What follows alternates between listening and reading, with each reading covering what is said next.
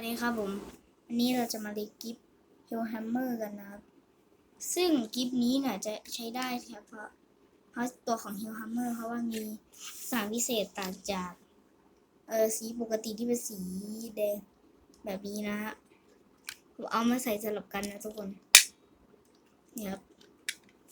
เป็นของเฮลแฮมเมอร์นะฮะซึ่งถ้าถามว่าช่วยอะไรได้สมมติอันนี้เป็นของเฮลแฮมเมอร์นะเนี่ยครับมันก็จะใส่ได้แบบนี้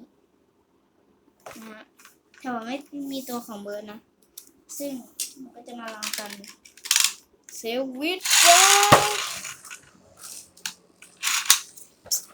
โอเคเดี๋ยวแข่งให้ดูก่อน